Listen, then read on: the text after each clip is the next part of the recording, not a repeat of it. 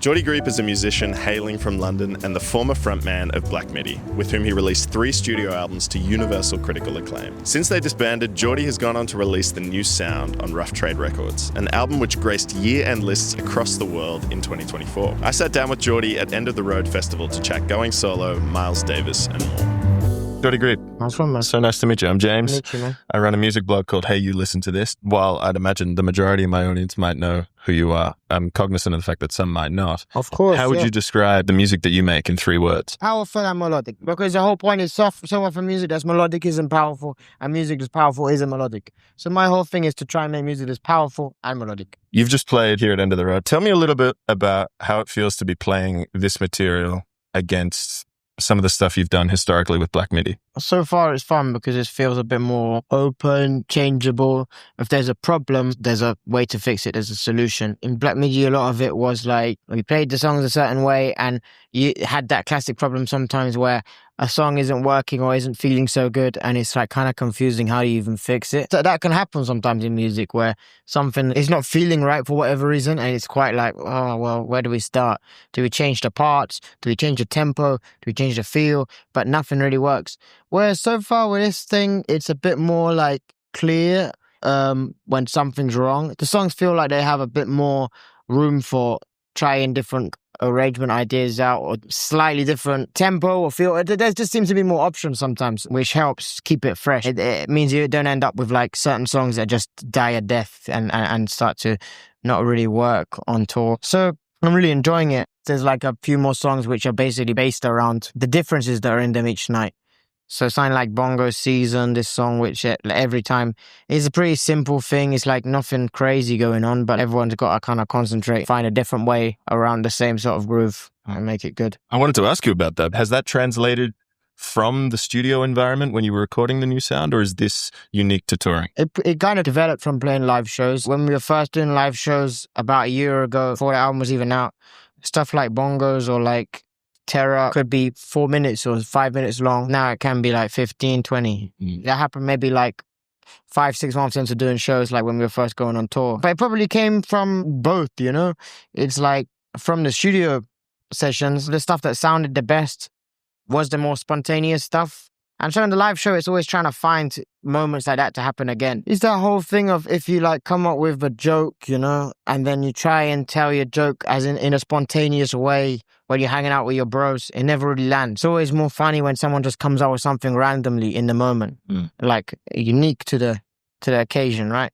Same thing with the jams. Like sometimes you stumble upon some kind of riff or some kind of like way of playing the same thing differently, and it's like, whoa, that sounds epic, that's nice. Oh my god, he's playing that bass note under this chord, that sounds crazy.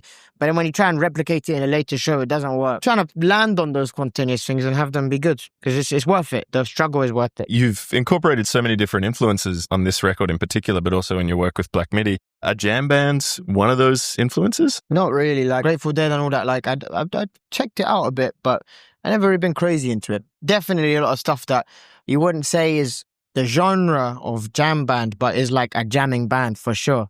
You know, Carlos Santana or Electric Miles Davis stuff, or a lot of live Frank Zappa stuff, or even Led Zeppelin, you know, like Dazed and Confused when they play that for half an hour. Even Allman Brothers, that's another one. Allman Brothers at Fillmore East. Oh, that's incredible. Yeah, sick album. You wouldn't necessarily say that's like jam band music. All of that stuff is a huge influence for sure. As I mentioned, you've a lot of different influences. There are moments on the album with samba in it. There's a waltz in there. There's a lot of Brazilian influence. What appealed to you about incorporating things from so many different sonic worlds? It's just more chance of like making what you're doing unique, right? I feel like there's no reason why not to incorporate all the music that appeals to, you know, highbrow or lowbrow stuff. I mean, look at what you would now say as like serious music, very highly sophisticated, very highly revered music. All the jazz stuff in the 50s and 60s, they were playing any songs. They were playing Chim Chim Chimery. John Coltrane is playing My Favorite Things. Listen to it now and it's like, oh yeah, I knew what he was doing. It's very sophisticated, but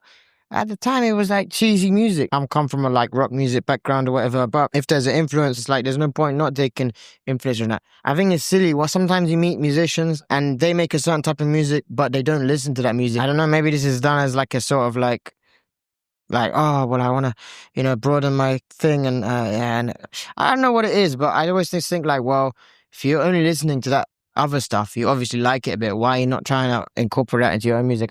I wanted to talk a little bit about the new sound as an album. Mm-hmm. There's a long history of music that is written about men who are lusting for women. While there is that long history, I've never heard an album discuss it in quite the same way as the new sound. I'm curious as to what conceptually inspired you to make an album like this. I think it's, for example, in movies, people are slightly less worried about being mistaken for the character in the movie, because it's like, you know, if it's a movie, it's an actor who's not the guy who wrote the movie, there's a degree of separation. But in music, and especially if you're the singer singing the song, is obviously slightly more risky. There's a slight trepidation to do songs about more kind of macabre subjects. But I just thought it's a good opportunity to really kind of inhabit the scene of this, especially with stuff like Holy Holy, for example. Stylistically, this is the kind of music a cool guy at a nightclub or whatever it is driving a Cadillac, but make it about his most pathetic dude possible. But I just thought there's a good twist. And people that are more kind of lyrically oriented, I think it can be a nice experience to listen to a song like Holy and have it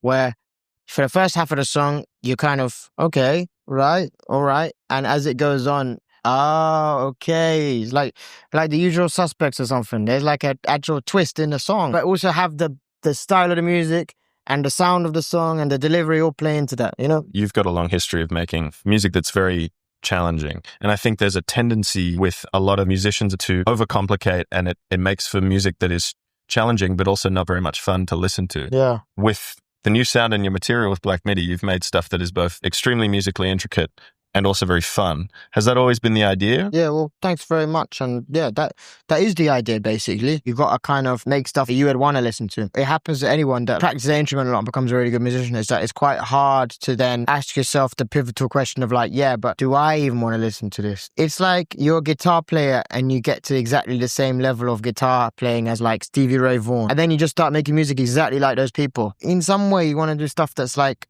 not at all like any of those things. Sure, influence and takes it all in, but you want to create something that's different and that isn't the same, and that you would say, oh, well, what do I want to do? I kind of want to listen to my own music. Not that I do listen to my own music like a psychopath, but like when we play the show and we get to the bits that really work, it's like, oh yeah, this is epic. It's not good because it reminds me of some other thing that's nice. It does remind me of some stuff that's good, but it's not the whole thing. It's like, it's also reaching to something beyond. And one thing I ask everybody that I interviewed, if you could play me any album, what would you play me? Any album. Comedia by Hector Lavoe is the best salsa album ever made. The arrangements are so well done, super powerful, but melodic as hell, and the best singer ever, really an amazing singer. There's an album by Laura Nero called New York Tenderberry. I think it's the most dynamic album ever made. This album is very like, it can be single voice, then it's silent, and then the whole orchestra comes in and then it's silent again. It's a really interesting, unique, hard to listen to, but once you get into it, really one of the best albums ever. Another album that everyone should listen to, Vision Creation, New Sun by Boredoms. So good. I've actually got to thank you. You put me onto that. Really, yeah. Yeah. It's epic as hell, man. That's like the heaviest album ever. It just keeps going. I got to thank you for a couple others as well. Oh, yeah? Feeder Kilimanjaro.